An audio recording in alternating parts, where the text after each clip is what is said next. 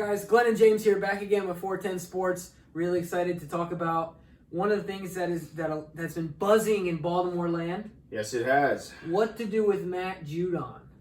The mystery. Yeah, seriously. You really only Mr. Body Built by Taco Bell, right? Yeah. You really only got 4 options.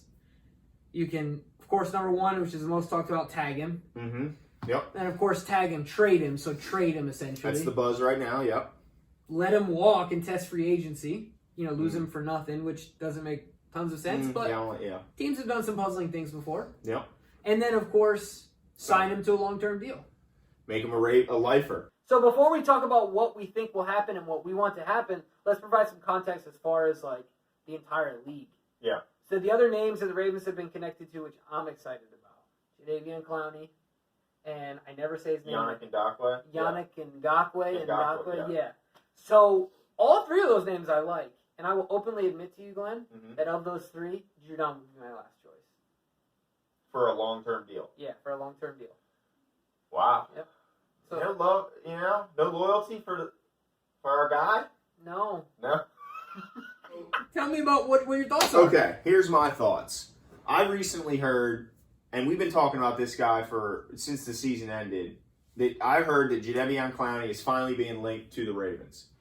Now, if we can get a Jadeveon Clowney, he's in a different league to me than Judon, and to almost everyone in the league. There's only a few that I would put up there as far as being to just wreck the game on the defensive side. So, if you can get Clowney, the question then becomes, do you get Clowney and sign and then franchise and trade Judon, or do you get Clowney and then tag Judon and pair him up with Clowney?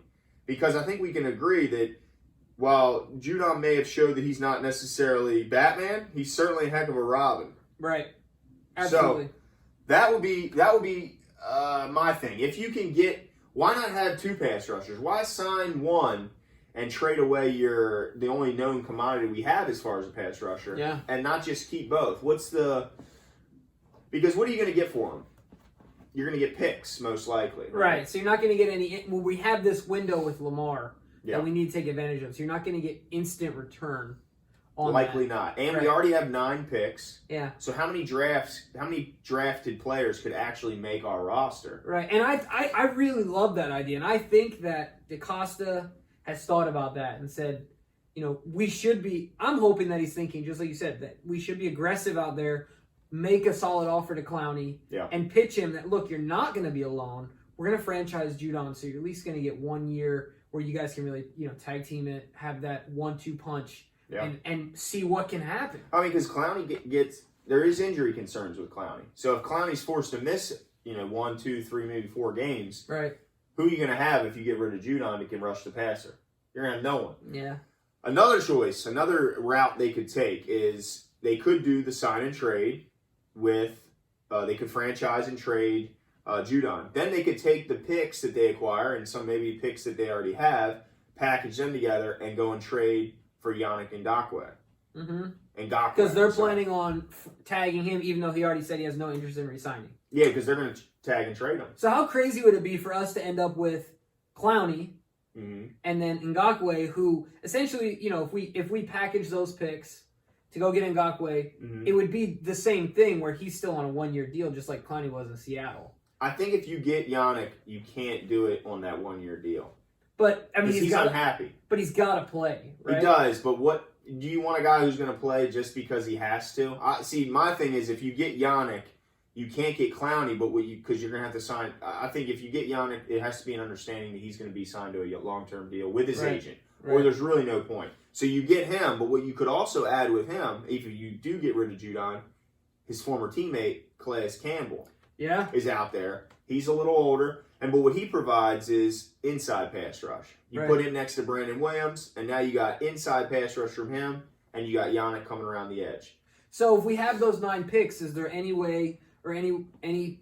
So for me, let me back up for a second. For me, if we don't get Clowney, if we get Ngakoue, I feel like there's got to be a world in which we can pay Ngakoue and Judon. I would be okay with giving a deal to Judon for more than that 1-year commitment through the franchise tag if we didn't have Clowney. But if we had to pay Clowney and long-term, that meant we had to give up Judon, I totally get it. Right? Okay. So I guess what I'm wondering is, I feel like if we got Ngakoue, I would want to see it. I would want to see us acquire him through current draft picks that we have. Like you said, we have 9. Okay. And just keep Judon on the franchise. Exactly. And so, well, you'll have to sign one of them, right? You can't have them both on franchise because Ngakoue would technically be your tag. Well, you would sign him, but yeah. Yeah, exactly. Yeah. So, but then I would be okay with getting, having a 3 or 4 year deal, however that long-term deal looks for both of them, finding a way to pay them both somehow. Because I don't think in the open market, either of them are going to get what Clowney's going to get. Probably not, but they'll both be on his heels. Yeah. They might be $1 million back as far as annual salary. That's crazy. That to me shows that there's a lot of value in Clowney then. If they're only $1 million apart in salary, that's crazy to say, right? Yeah, but the thing is, Clowney has concerns that Judon doesn't. Judon really never misses games. Right. There's never, any issues with motor. He always plays 100%. But he's not a true number 1. He's not. Like pass rusher. No, you're right. But Clowney gets hurt, and there's questions of his effort sometimes. Yeah. Which, a lot of people say the culture can bring the best out of players if you come to Baltimore, which is fair. But you still don't know. So my thing is, I would like to see 2 guys. I want to see somehow a combination of 2 guys, whether it be Calais Campbell, Yannick, Calais, and Judon. Ideally, I would say Judon and Clowney.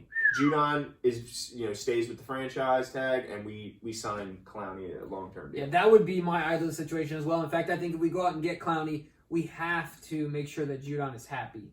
Like, whether that's on the tag or... Because, like you said, we don't want him here disgruntled. No. We got to make sure that we massage that relationship carefully and take care of that, make sure that he's happy, he's content with where he's at, because that could be a rare combination that we haven't had in a long time. Yeah. And especially with Lamar's window of being paid a ridiculously low amount of money.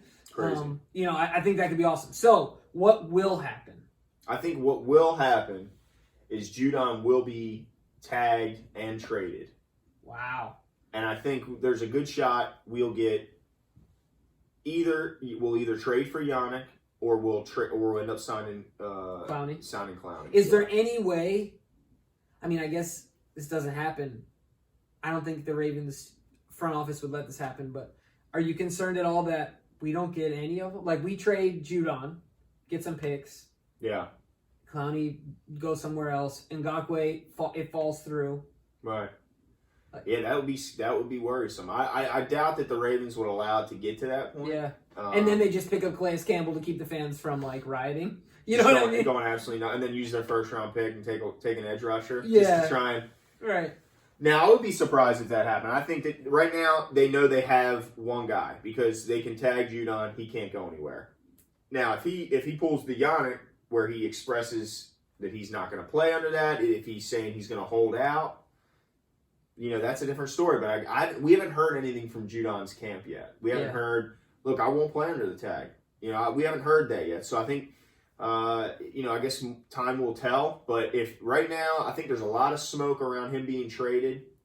And usually where there's smoke, there's fire. So I would predict that he's going to probably be tagged and traded just because that's so many reports are coming out. And usually when everyone's kind of agreeing, it tends to happen. Well, I'm telling you right now, Glenn. What's happening? Right now. Yeah. Because I'm the one that said that the Cleveland Browns are not making the playoffs. You did. I'm going out on a limb here again. We are going to sign Clowney. We're going to win that sweepstakes. And Judon, we paired up with him for 1 year where we have an opportunity to go get it. I hope you're right. That's what's happening. That would be my ideal scenario as well. And, man, could you imagine with that secondary? And then you pair Clowney and Judon on the outside. And you got Brandon Williams on the inside. Oh, my goodness. We draft a linebacker. I like hearing that. That would be terrifying. And then you have to deal with that offense. It's going to come punch you in the mouth for 4 quarters. Oh, I can't wait for it to be football season again. It's going to be exciting. But we'll wait and see. You heard it here first. That's right.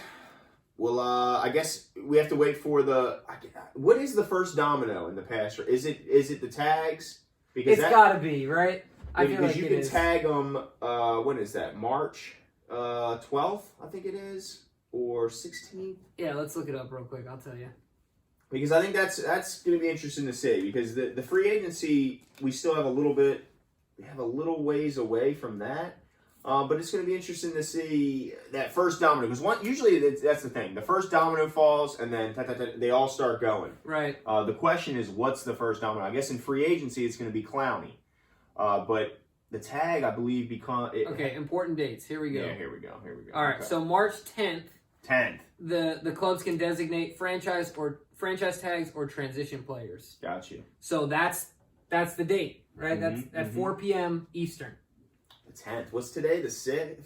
The 5th. 5 days. 5 days. 5 days. And we're going to find out a little bit. Not a lot, but we'll find out a little bit. We'll find out who's actually getting tagged. And then the 16th through the 18th is the legal tampering. Is that what I'm saying? Yeah, they're able to. So clubs are permitted to contact and enter into contract negotiations with the certified agents of players who will become unrestricted free agents upon the expiration of the 2019 player contracts at 4 p.m. on March 18th. So it's the legal tampering. Or is that what it's called? Legal tampering? That's what they call it. Yeah, it's so silly. Yeah.